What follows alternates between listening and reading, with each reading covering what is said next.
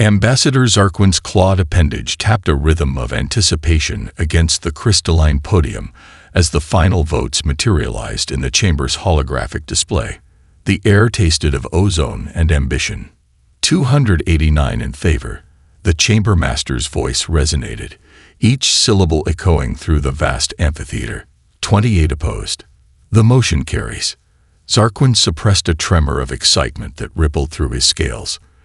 Millennia of diplomatic service, centuries of carefully orchestrated alliances, all culminating in this moment.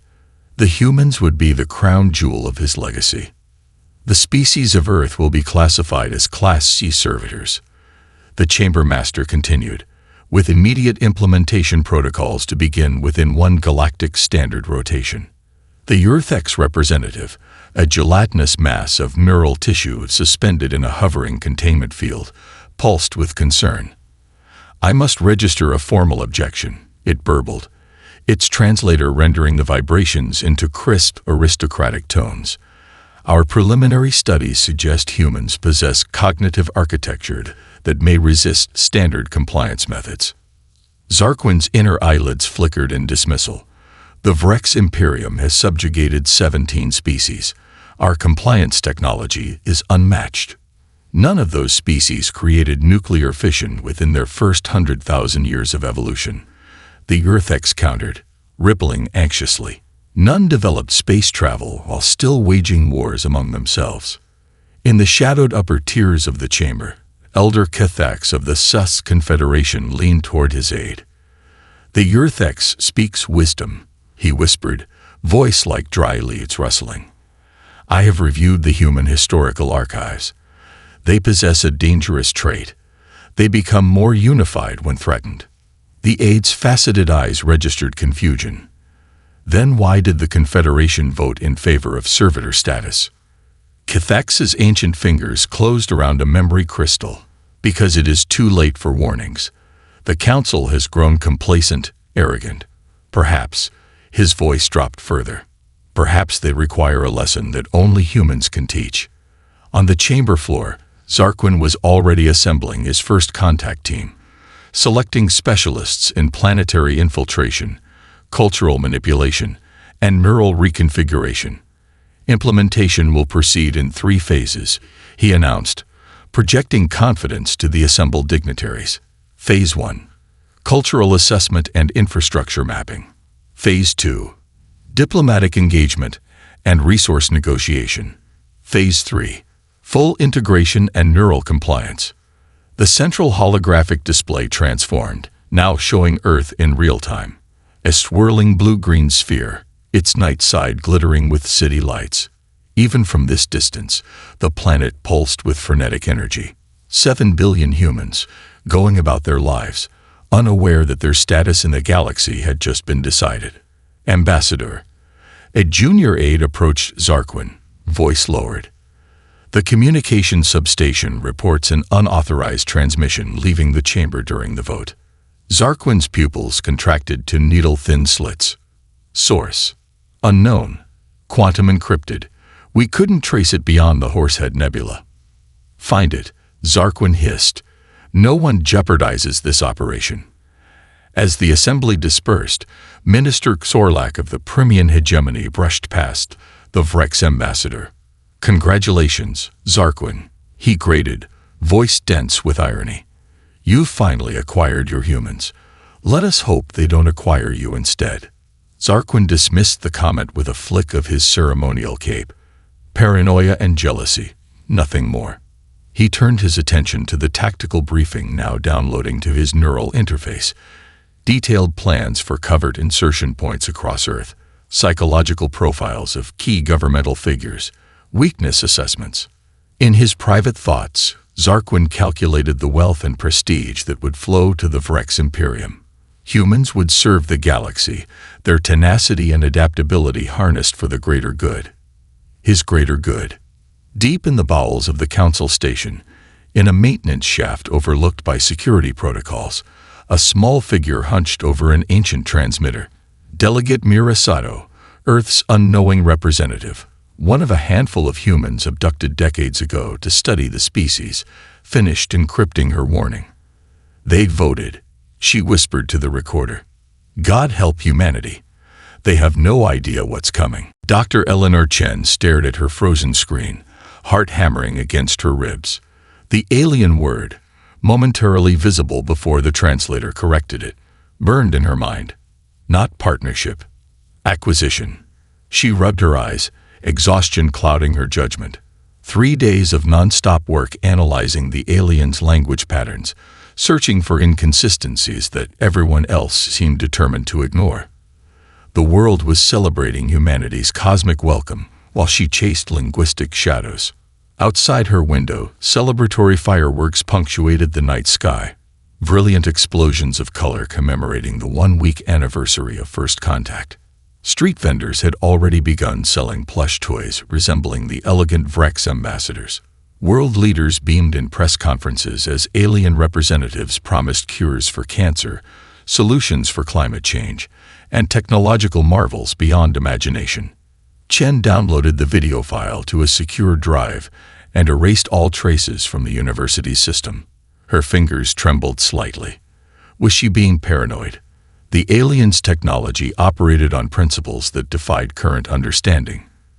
Translation errors were inevitable. But there had been others.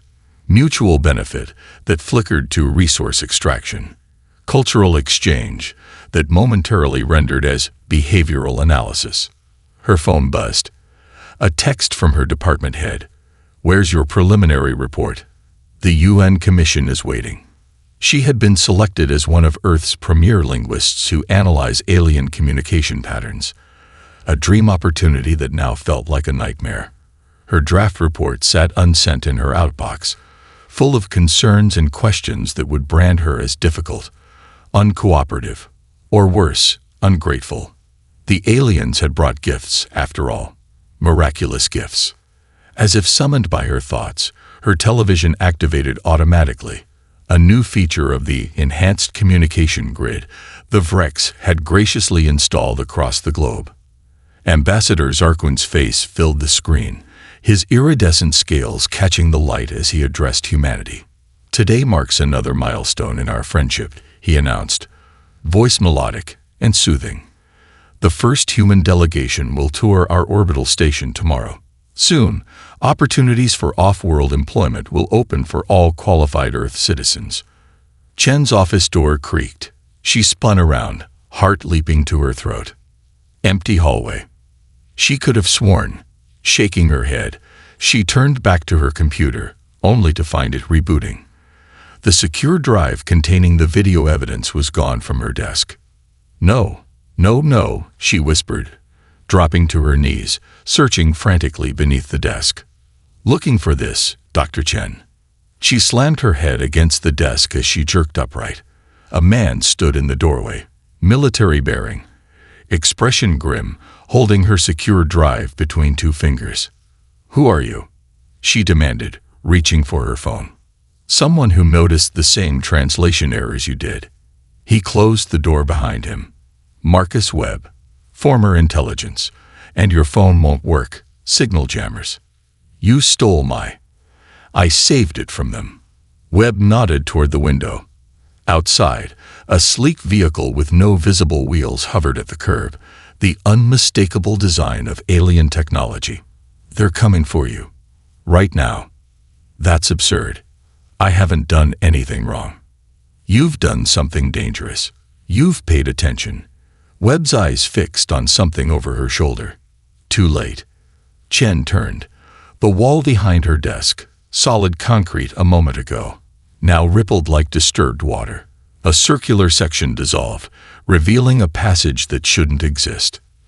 Two figures emerge, humanoid but wrong, movements too fluid, eyes too large.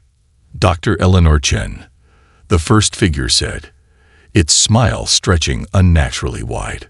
"The Galactic Council requests your expertise aboard our vessel. Your contributions to interspecies communication are most valuable." Webb's hand closed around her wrist. "Run," he whispered. "Now." The alien's eyes narrowed, pupils contracting to vertical slits. "That would be most unwise, Mr. Webb." Most unwise indeed. The stolen alien communication node pulsed with an eerie blue light, bathing the abandoned subway tunnel in ghostly illumination. Chen and Webb huddled over the device, their faces pale in its glow. Water dripped somewhere in the darkness, each splash echoing like a countdown timer. "There," Webb whispered, fingers dancing over the holographic interface. "I've isolated the actual treaty text from their internal communications." The air above the node shimmered, then coalesced into floating lines of text. One version in the flowing script of the aliens, another in English. Chen's eyes darted between them, her lips moving silently as she translated. "God help us," she breathed. "It's worse than we thought." Webb pointed to a specific clause. Right here, what they presented as temporary cultural exchange program actually translates to neural compliance initialization. And this section on mutual technological development is actually outlining how they'll harvest human biological material. Chen's voice cracked. "They're not just enslaving us. They're planning to use us for parts." A distant rumble vibrated through the tunnel. Both froze. "Subway train," Chen whispered. Webb shook his head. "This line's been abandoned for 15 years. He quickly began disconnecting the communication node. "They're scanning for their stolen tech. We need to move." Chen downloaded the treaty data to their secure tablet, hands trembling. "We have to get this to someone with authority." "That's the problem." Webb's face hardened as he packed the equipment. "Who do we trust?" The president made the first handshake. The UN Secretary General signed the primary accord. On the tablet screen, news footage played silently. The first wave of human workers boarding sleek alien vessels, families waving tearful goodbyes, faces full of hope and excitement. 1,000 volunteers from each major nation, selected for their exceptional adaptability and intelligence. "Those people have no idea what's waiting for them," Chen murmured. Webb finished packing and handed Chen a small metallic disc. "Put this on your temple. It generates a field that blocks their neural scanners." The rumbling grew louder. Dust sifted down from the tunnel ceiling. "Too late," Webb hissed. "They found us." They sprinted down the tunnel, flashlight beams dancing wildly across crumbling concrete walls. Webb took a sharp turn into what looked like a maintenance alcove, but revealed a hidden passage beyond. "You seem very prepared for someone who just discovered an alien conspiracy," Chen panted as they ran. Webb's expression remained grim. "I'm not the first to figure it out, just the first to survive this long." The passage opened into a larger chamber, once a secret government fallout shelter, now repurposed. A dozen laptops sat on folding tables, surrounded by maps and printouts. A communications array cobbled together from military surplus and modified civilian tech occupied one corner. "Welcome to Resistance Hub 7, Webb said, securing the entrance behind them.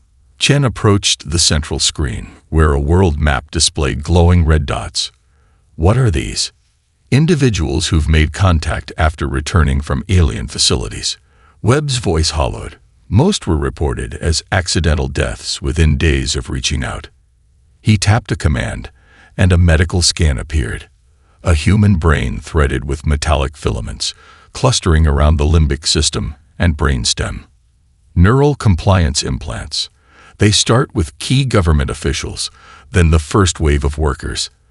The technology spreads exponentially from there. Chen studied the scan. "How did you get this?" "My brother was one of the first diplomats invited aboard their ship." Webb's eyes darkened. "He managed to send me this before he paused, jaw tight. "Before he wasn't my brother anymore." A light flashed on the communications array. Webb rushed over, donning headphones. "It's coming from off-world," he whispered, face paling as he listened. "One of ours managed to hijack a transmission." Chen watched as he transcribed the message on a nearby laptop, each word more horrifying than the last. "Phase 2 initiated. Compliance at 94%. Begin harvesting procedures." Webb looked up, eyes haunted. "It started. And we're already too late." Lightning split the sky outside the abandoned factory windows, illuminating the faces of the assembled resistance fighters. The storm had intensified, as if nature itself sensed the gathering rebellion. Chen stood before the makeshift podium, a stack of wooden pallets, surveying the unlikely army. Ex-military personnel with hard eyes, scientists clutching tablets, civilians whose lives had been shattered by missing family members. "The alien transmission we intercepted confirms our worst fears," she said, raising her voice above the rain hammering the metal roof. "The first wave of workers have already been implanted. The second wave departs in 48 hours. Murmurs rippled through the crowd. On the wall behind her, projected medical scans showed the progression of neural implants, metallic tendrils spreading through brain tissue like parasitic roots. "What about the returners?" someone called out. "The ones who came back with their implants removed." Chen nodded to a gaunt man slumped in a wheelchair. His skull bore a patchwork of surgical scars, eyes hollow but alert. "Major Ellis was part of the security detail for the Secretary of Defense," she explained. "He broke conditioning long enough to escape during a diplomatic mission." Ellis wheeled forward, voice rasping from damaged vocal cords. "The implants don't just control you," he said, trembling fingers tracing the scars on his head. "They harvest you. Neural patterns, memories, biochemical responses. Everything that makes you human becomes data for their algorithms." The door at the rear of the factory crashed open. Everyone spun, weapons raised, only to lower them as a rain-soaked woman staggered in, supporting a bleeding man. "They found Hub 5, she gasped. "Everyone else is gone." "They're systematically eliminating resistance cells," Webb said, checking the wounded man's injuries. "We've lost contact with Hubs 2, 3, and 9 in the last 12 hours. Chen's tablet chimed with an encrypted alert. Her face hardened as she read the message. "It's Dr. Patel from the CDC, she announced. "They're deploying something new tomorrow, disguised as a preventative health initiative. A global vaccination program against a fabricated alien pathogen." "Vaccines with compliance nanites," a former biochemist said, voice hollow. "Delivered directly to the bloodstream. They won't need physical implants anymore." Webb pulled up a global map on the main screen. Red dots pulsed across every continent, representing confirmed alien presence. "We're running out of time and options," he said. "We have to hit them where it hurts." "And where exactly is that?" demanded a former Marine. "Their technology is centuries beyond ours. Their ships are impenetrable." A small figure stepped forward from the shadows. Mira Sato, the mysterious informant whose first encrypted warning had reached Chen weeks ago, moved to the center of the room. Her presence silenced even the most skeptical. "Not impenetrable," she said quietly. Her eyes held the haunted look of someone who had lived among the aliens for far too long. "Every species has blind spots. The Galactic Council has never faced humanity at its most resourceful and most desperate." She placed a small crystalline object on the table. It pulsed with inner light, projecting schematics of alien vessel architecture. "I spent 20 years as their unwilling guest," she continued. "Studied like an animal. But they never realized I was studying them back." The room fell silent as the implications of her words sank in. "Their neural technology requires a central processing nexus," Seto explained, pointing to a specific section of the schematic. 12 primary hubs worldwide, connected to their mothership in geosynchronous orbit. Disable those, and the compliance network fails. "That's suicide," someone muttered. "Those facilities are guarded by their best technology." Chen stepped forward, eyes meeting Sato's. "But if we succeed?" "If we succeed," Sato replied, "we not only free the implanted humans, we gain control of their communication network. We can broadcast the truth to every corner of the planet." The wounded man suddenly convulsed on his stretcher, eyes rolling back. Webb rushed to him, checking vitals. "He's crashing," Webb shouted. "Something's wrong." The man's eyes snapped open, now glowing with an unnatural blue light. His voice emerged mechanical, multi-toned, as if multiple entities spoke through him. "Attention! Human resistance elements." The voice reverberated throughout the room. "Your location has been triangulated. Your efforts are noted. Your termination is imminent." Through the rain-streaked windows, blue lights appeared on the horizon, drawing closer. The underground laboratory hummed with desperate energy. Scientists in mismatched lab coats moved between workstations with the focused intensity of those who knew time was running out. At the center of the facility, a reinforced chamber glowed with pulsing blue light, its viewing window revealing the experiment within. Dr. Samuels, her face haggard from 3 days without sleep, monitored the neural readings on her screen. Subject 17's cellular resistance to the compliance nanites has increased by 68%, she announced. "It's working." Chen approached the viewing window, watching as the volunteer inside, a former Olympic athlete, performed a series of complex cognitive tests. The luminescent serum coursing through his veins made his blood vessels visible beneath his skin, a network of faint blue lines. "How long will the protection last?" she asked. "Theoretically, indefinitely," Samuels replied. "The modified protein binds permanently to neural receptor sites, preventing the nanites from establishing connections." "But," she hesitated. "But what?"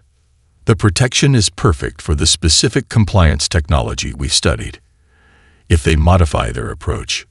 Webb entered the laboratory, followed by a team carrying sealed metal containers bearing radiation warnings. "We've got the samples from Los Alamos," he announced. "Weapons-grade material, enough for the prototype." Chen's expression remained grim. "How many casualties at the facility?" "Too many," Webb said softly. "The aliens hit hard when they realized what we were after. But the team completed the mission." On the far side of the lab, engineers gathered around a device that resembled an oversized pulse generator. Unlike the sleek, organic designs of alien technology, this was distinctly human, angular, improvised, brutal in its functionality. "The EMP delivery system is nearly ready," the lead engineer reported. "We've incorporated the alien power crystals from the downed scout ship. Theoretical yield is beyond anything we've ever generated. Should be enough to fry their neural network within a 50-mile radius." "And our electronics?" Chen asked. "Everything critical has been hardened or isolated. We'll lose some systems, but nothing we can't recover." Major Ellis wheeled himself toward the tactical display, where a 3-dimensional map showed alien facilities glowing in red. "The intelligence from our embedded agents confirms it," he said, pointing to 12 key locations. "These processing nexuses control their entire compliance network. Hit them simultaneously, and we create a cascading system failure." Chen studied the map, the weight of command heavy on her shoulders. "We'll need 12 teams, perfectly coordinated, one shot at each facility. And while we're doing that," Webb added, "our infiltrators aboard their ships will be in position to disable their orbital weapons, if we time this right." "A lot of ifs," Chen murmured. The lab's security alarm suddenly blared. 3 short bursts, then silence. Everyone froze. "Proximity alert," Webb explained, checking his tablet. Something tripped the outer perimeter sensors. Guards moved to defensive positions. Scientists quickly backed up data and prepared emergency destruction protocols. Chen and Webb approached the security monitors, watching as thermal imaging revealed 6 figures moving through the forest above. "Not alien signatures," Webb noted, studying their movement patterns. "Human. Collaborators," Chen suggested, "or survivors." Minutes later, the security team escorted the newcomers into the lab. Civilians, clothes tattered, eyes wild with a mixture of fear and determination. Their leader, a woman in her 40s with a makeshift bandage around her forearm, stepped forward. "I'm Dr. Martine Dubois," she said, her French accent thick with exhaustion. "We escaped from Processing Facility 3. Chen exchanged glances with Webb. No one had ever escaped from a processing facility before. "How?" Webb demanded. Dr. Dubois removed the bandage from her arm, revealing not an injury but a device embedded in her flesh. Alien technology, but modified, with crude human engineering grafted onto its surface. We reversed the compliance signal, she explained. Temporarily. Enough to break conditioning in 23 subjects. Only 6 of us made it out. She reached into her pocket and produced a small data crystal, its surface etched with alien script. We downloaded this before escaping. Security protocols, access codes, and her voice caught the true purpose of the harvesting program. Chen took the crystal, hands trembling slightly. Which is?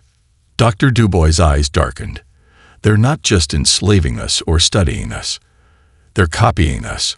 Our neural patterns, our unpredictability, our capacity for warfare. They're creating a template.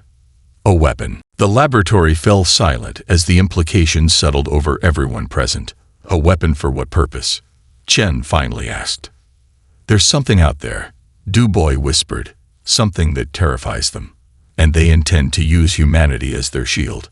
Aboard the massive alien transport vessel, Operative Sarah Reeves maintained the vacant expression of neural compliance.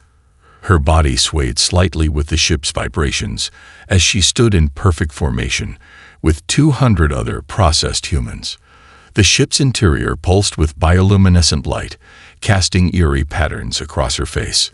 Inside her mind, protected by the Sarah-modified neural pathways, Reeves was fully alert and cataloging everything.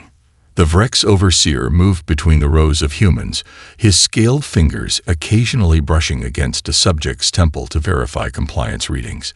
Reeves had memorized the precise microtremors that would register as normal. 3 minutes to neural scan, she reminded herself. Slow the heart rate, dull the eyes. The overseer approached her row. A cold sweat threatened to break across her forehead. But she controlled it.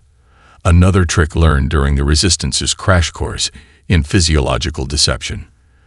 The alien's scanning appendage extended toward her temple. She felt the tingling probe of the device as it brushed her skin. Unit 471 shows optimal compliance, the overseer noted to his assistant. Mark for advanced placement.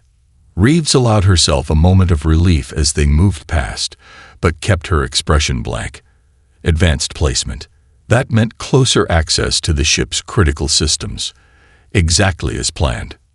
Thousands of miles below, in what remained of Resistance Hub 7, Chen studied the tactical display where 12 blinking blue dots represented infiltration teams now aboard alien vessels.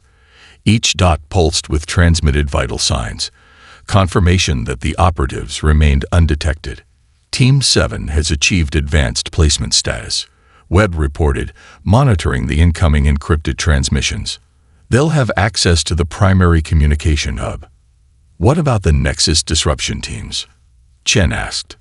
All in position, awaiting 0 hour. Chen turned to Mira Sato, who sat cross-legged on the floor, eyes closed, fingers pressed against an alien crystal that glowed with inner light. Can you reach the sympathizers? Sato's eyes opened, unfocused.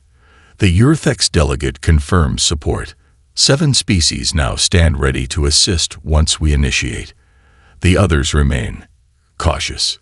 Cautious, Webb scoffed. They voted against our enslavement, but won't risk their position to help us. They fear the Vrex, Sato replied simply. And something else. Something beyond. Dr. Dubois approached with her tablet. We've decoded more of the harvested data crystal, she reported. The Vrex aren't just creating a weapon. They're creating a fleet. Battleships piloted by harvested human neural patterns. Ships designed to fight whatever's coming from the galactic rim. Chen stared at the tactical map, where a small section of the outer galaxy glowed with a warning marker. And we still don't know what that is. Only fragments, Dubois said. References to something they call the void that hungers. There's genuine terror in these transmissions. A communication alert chimed. Webb activated the secure channel. Hub 7, this is Operative Reeves, came the whispered transmission. I've reached the communication hub. I can access their central broadcast system. Excellent. Chen replied. Stand by for package upload. There's something else, Reeves continued, voice tense. I'm looking at their deployment schedule. The harvesting process is accelerating. They're moving up the timetable for Phase 3. It begins in less than 6 hours. Chen exchanged alarmed glances with Webb. We're not ready. The EMP devices need another 12 hours minimum. We don't have 12 hours, Webb said grimly. On a secondary screen, news footage showed alien ships hovering above major cities worldwide, disgorging floating platforms that descended toward population centers. The chyron below read, Alien Health Initiative begins early. Officials cite urgent need. Those platforms contain airborne compliance nanites, Dubois whispered. Once released, entire cities will be processed simultaneously. Chen made a decision. Upload the revelation package to Reeves now. We're initiating Operation Trojan Horse immediately. But the EMP devices, Webb protested, will have to be deployed as is. Chen finished. We're out of options. As Webb began the upload sequence, alarms suddenly blared throughout the facility. The security monitors flashed red. Perimeter breach. A guard shouted. Multiple hostiles, moving fast. On the screens, dozens of figures emerged from the tree line. Humans moving with the unnatural synchronization of the neural controlled. Leading them was a face they all recognized. The President of the United States, his eyes glowing with an internal blue light. They found us, Webb said quietly. Chen grabbed the emergency transmitter. All teams, execute now. I repeat, execute Operation Trojan Horse now. Beyond the facility's walls, the sound of approaching aircraft thundered, growing louder by the second. The Galactic Council chamber erupted into chaos. Delegates floated helplessly in the zero-gravity environment, their elaborate robes and appendages creating a surreal ballet of panic. Security forces, trained for every contingency except this one, found their weapons non-responsive. At the central podium, the human ambassador, David Chen, Eleanor's brother, stood perfectly calm, his compliance device lying broken at his feet. You have two options, he announced, his voice carrying through the chamber with the aid of the Council's own amplification system. Revoke humanity's servitor status immediately, or face the consequences. Ambassador Zarquin managed to anchor himself to a decorative column, his scales now pale with rage or fear, perhaps both. This is impossible, he hissed. The compliance technology is foolproof. No species has ever. No species like us, David interrupted. You studied our bodies but never understood our minds. In Earth orbit, Operative Reeves stood at the command interface of the alien mothership's communication hub. Her processed facade had vanished, replaced by focused determination. The alien crew lay unconscious around her, disabled by modified stun weapons smuggled aboard in pieces by dozens of infiltrators. Broadcast network secured, she reported through the secure channel. Transmitting liberation signal to all implanted humans in 3, 2, 1. Throughout the galaxy, on ships and stations, and colonial outposts, humans suddenly stopped their assigned tasks. Their eyes cleared as the neural implants short-circuited, releasing them from alien control. Many collapsed momentarily as their own consciousness rushed back. Some weeping, some disoriented, all free. On Earth, the attack on Resistance Hub 7 had become a chaotic battlefield.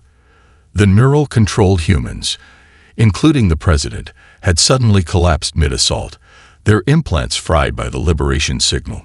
The alien craft hovering above retreated in disarray as their human-based weapon systems went offline. It's working, Webb breathed, watching the tactical display as blue confirmation lights appeared across the globe. 11 of the 12 nexus points showed successful disruption. The network is collapsing. Chen's focus remained on the one red dot. Team 4 hasn't reported in. Soul Nexus, Webb confirmed grimly. No contact. Without all 12 nexus points disabled, the aliens could rebuild their network. Everything hinged on complete disruption. We need that nexus down, Chen decided. Prepare the prototype. Webb stared at her. The prototype EMP isn't stable. Anyone who delivers it won't be coming back, Chen finished. I know. In orbit, humanity's hidden fleet emerged from concealment. Not the sleek, organic designs of alien vessels, but angular, functional ships built in secret asteroid bases, a perfect blend of stolen alien technology and human military pragmatism. They moved into defensive positions around Earth, weapons systems active. In the council chamber, the floating delegates watched in mounting horror as the tactical display showed human forces taking control throughout council space. Ambassador Zarquin managed to reach an emergency communication panel. Activate the contingency, he shouted to some unseen command. Release the harvesters now. David Chen's expression hardened. He nodded to one of the human operatives, who activated a small device. Throughout the station, lights flickered as tertiary systems came online. What contingency would that be, Ambassador? David asked coldly. The neural harvesting fleet, the compliance failsafe, the orbital weapons platforms. We've spent months identifying and neutralizing every one of your backup plans. On Earth, Chen boarded a small transport with the prototype EMP device secured beside her. Keep the resistance coordinated, she instructed Webb. If I don't make it back, you will, Webb insisted, though his eyes said otherwise. The transport lifted off, heading toward Seoul at maximum speed. In the council chamber, a new alert appeared on the tactical display, a massive energy signature approaching from the edge of the system. The alien delegates fell silent, their expressions shifting from fear to something deeper, terror. What is that? David demanded, noticing their reaction. The oldest council member, an ancient being of crystalline structure, trembled visibly. The contingency, it whispered. Not ours. Theirs. The tactical display zoomed out, revealing not one signature but hundreds, a vast armada emerging from faster-than-light travel at the system's edge. The void has found us, the Ancient One continued. And now, human, you will understand why we needed your species. As David watched in growing horror, the first images of the approaching vessels appeared, massive, dark constructs that seemed to absorb light rather than reflect it. Their design followed no recognizable pattern of any known species, suggesting something truly alien, truly other. Ambassador Zarquin's scales had turned almost white. Now, human, he said, his voice barely audible. Now you beg for our mercy. David's reply was interrupted by an emergency transmission from Earth. David, Chen's voice came through, strained with static. The Seoul Nexus is heavily defended. I'm not going to make it. But before I go, the transmission garbled momentarily. You need to know what we found. The void isn't invading. It's returning. Earth was theirs before it was ours. The Grand Hall of Reconciliation hung suspended in Earth orbit, a monument to humanity's improbable victory and the new alliance forged in the shadow of greater threats. Through its crystalline walls, the distant battle flashed like silent lightning. Humanity's merged fleet alongside former council vessels, engaging the advanced scouts of the void. Eleanor Chen stood at the central podium, the galactic sentient rights accord hovering before her in holographic form. The chamber, once arranged in hierarchical tiers, now formed a perfect circle with representatives of 87 species seated as equals. Among them sat former masters and would-be slaves, reluctant allies united by existential fear. The blood price for this document has been paid by every species represented here, Chen declared, her voice steady despite the exhaustion evident in her eyes. Some paid with their freedom, others with their dignity. Humanity paid with lives. Her gaze found Ambassador Zarquin, now stripped of his formal regalia, seated among the Vrex delegation rather than above them. His once brilliant scales had dulled, but his eyes remained defiant. The accord establishes 3 principles, Chen continued. First, that no sentient being may be subjugated against their will. Second, that all technological and biological advancements must be shared for the common defense. And third, she paused, that we face the void as one civilization, not as separate species. The chamber's display shifted to show the latest sensor readings from the outer system. The void vessels, if they could even be called vessels, defied conventional understanding. They absorbed energy weapons, adapted to physical impacts, and seemed to bend space itself around them. "We've decoded more of the ancient records," reported Dr. Dubois, now heading the Xenorchaeology division. "The entities we call the Void were indeed Earth's first inhabitants, over 2 billion years ago. They seeded the building blocks of life before departing to another dimension, intending to return when that life reached sufficient complexity. To harvest that complexity," added Miraceto grimly, "just as the Council intended to harvest us." A sudden alert chimed throughout the chamber. David Chen, commanding humanity's defensive fleet, appeared in holographic form at the center of the room. "They've broken through the outer perimeter," he reported, his face grim. "The quantum disruption weapons are only temporarily effective. They're adapting." "How long do we have?" Eleanor asked. "Hours. Maybe less." The chamber erupted in panicked discussions. Species that had been enemies for millennia now huddled together, united in terror. Ambassador Zarquin rose from his seat, moving toward the center of the chamber despite the guards tensing at his approach. "There is one option you haven't considered," he said, his voice lacking its former arrogance. "The compliance technology you've so thoroughly dismantled, it could be repurposed." "Explain," Chen demanded. "The neural implants were never just about control," Zarquin admitted. "They were designed to harvest human neural patterns because your species possesses something unique, the capacity to conceive the inconceivable, to imagine beyond logical constraints." "You wanted our creativity," Chen realized. "Our ability to make intuitive leaps. To think like the void," Zarquin confirmed. "But rather than harvesting these patterns to create weapons, what if we merged them? A voluntary neural network linking all our species, each contributing their evolutionary advantages." The chamber fell silent as the implications settled. "You want us to connect our minds with yours?" Webb asked incredulously from his position beside Chen. "After everything you've done?" "I want us to survive," Zarquin replied simply.